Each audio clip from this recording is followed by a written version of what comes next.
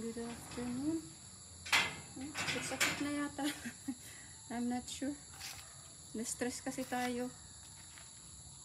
Yung 2 days tayong walang electric. Tapos last night, mag-upload sana ako. Yun na nag-blackout yung ating cellphone. So, wala. Ito, gamit natin yung ating iPad. Ito pala yung nagawa nila. Mga update natin. Kahapon sana i-upload ko kaso wala na yung ating cellphone. So, ayan yung nagawa. Nakagawa ng yesterday yun eh. Yung ating beam dyan. Ayan. Tapos ito pa. Wala. Hindi pa nagawa. So, yan ang ano lang today. Tinanggal niya yung ano dito today. Yung mga casing. Yan ang ginawa niya this morning. Tapos yung si Joshua naman nag ano dito. Naghukay. Yesterday yun. Naghukay siya dito. Hindi niya natapos. Tapos today inano niya. Kasi nagpa-fence tayo dito. Kasi nga pag nag-flooring dito. Kailangan ano. Merong ano dyan. So ayan ang itsura ng ating. Ayan si Cody po. Natawag tayo. Tapos ayan pala nung early this week, ayan nalagyan niya ng ano, power yung ating electric, yung ating ano, hot. Yan dyan. So, yan. Tapos yung sa pagpaint naman ni Joshua, natapos niya ito nung last week nga ba yun? O early this week din. Na ano na tayo, lito-lito na. Ayan, yung pintura niya. Isang kulay na lang itong ano, gate. Kasi nahirapan siya sa ano, pati itong poste. Tapos na rin siya. The way doon sa ano, sa front gate natin. So, complete na. Ito naman yung ating gawa kanina. Few days ago, nagsimula tayo nitong mga tanggal-tanggal ng mga damo. Marami pa yan. Hindi natin natapos kasi nga very stressful ang ano natin. Last week ng February. Ito, nakapag ano tayo dito. Nakapag bunot-bunot ng damo nung last week na ba o early this week din. Tapos yung tinanggal ni Joshua ang ano, ayan cactus. Inalim ko na lang dyan. Dapat ibabalik niya doon sa may ano, sa may fence sa loob. Sabi ko, huwag na lang. Tapos ito yung tinanggal niya rin yung ano, kasi nakaano nga sa gabal doon sa pagkukay niya. Yung ating pandan, ayan dyan ko tinanim, oh, dalawa.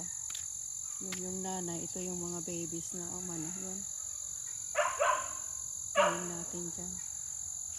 Tapos yung dito, sa electric na, sa power post na ito. Ano ba yun? Pinaklearing ko dito, pinatanggal ko na yung mga, pati yung guava. Kasi ang daming langgam na malalaki. Yung nahuhulog, tapos yung guava din dyan. Kasi naaano kasi yung line natin papunta doon. Tapos ito nga. Ito yung ano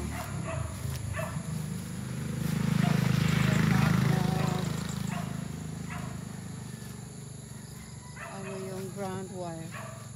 Pumutok. We blew up. Kaya ayun, medyo nga ano, sunog dyan. Kaya nagpalit ng ano, box. Ito na lang yung ano ko, pumunta doon sa city. Kumuha ng ano, yan. Binalik niya yung old ano box. Tapos akala ko babalik din ng afternoon yung mag ano dito, re-restore na ng electric. Hindi, ano na, mga 9. Buti na lang, yun ang una nilang ginawa, 9:30. So, matagal tayong walang kuryente. 2 days. Doon ako pumunta pa lang sa ano, sa office ng Kasoreco. Pumunta naman sila ng hapon, hindi naman na-restore. So, the following day na. So, yun. Sana hindi nasira yung ating ano dyan sa ano. So, yun. Medyo maliwanag na dyan. Kailangan siguro, ito nga, kasi ayan nga oh, malapit sa ano, electric line. Sa power line. So baka makaya pang ilipat dito. Palipat ko dito, dito sa baba nitong mga ano, bato dyan. Tatlo yung malalaki eh. Yung isa may bunga, siyempre titira natin yun dyan. Kasi nakakatakot pa, kasi pag malapit sa ano nga, power line. So, ito dito. Ayan. Ganyan na yan. Ganyan na yan daw kataas. Tapos, lalagyan na lang natin ng ano, angle bar. Patas-tas. So, yan. Nagpumunta ako doon sa sister-in-law ko. Hindi ko na ma-retrieve yung sa messenger na padala sa akin yung lumang ano ko, schedule flight, schedule ko. So, hindi masyadong daming information itong na ano ko ngayon. Yung sa asawa ko. So, yan. Tapos yung OR natin sa ano, motor. I-screenshot ko yun. Wala, hindi ko na ma-retrieve kasi hindi na nga nag-o-open yung ating cellphone. So, yan. Yan ang araw natin. Update na kulit. Yung pala yun doon. Siguro yun ano na. 2 weeks ko nang kinabasan itong ano, oregano dito. So, nakalabas na yung mga ano, ating mother-in-law's tongue. Ayan. So, ayan.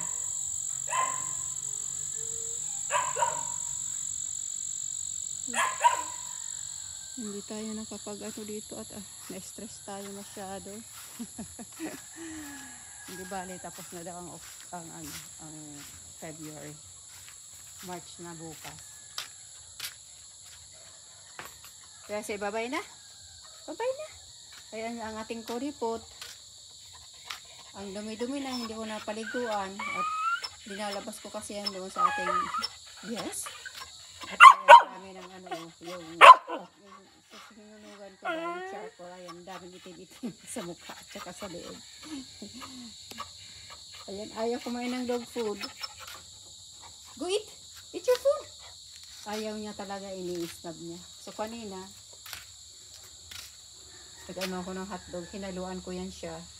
Kinain niya naman. Yung plain lang na ganyan, ayaw niya talaga kahit linalagyan ko pa ng ano, salmon oil. Ayaw niya talagang kainin. Pagka ano, sinusubuan ko, pagka gutom na talaga, kinakain niya naman. Okay, bye-bye na. Bye-bye. Later.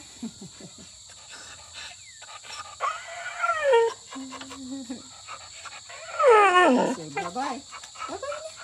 Bye-bye na. Wawa yan. Oh, wawa yan. Very dirty na ang aking buboy. Very dirty. Bye-bye.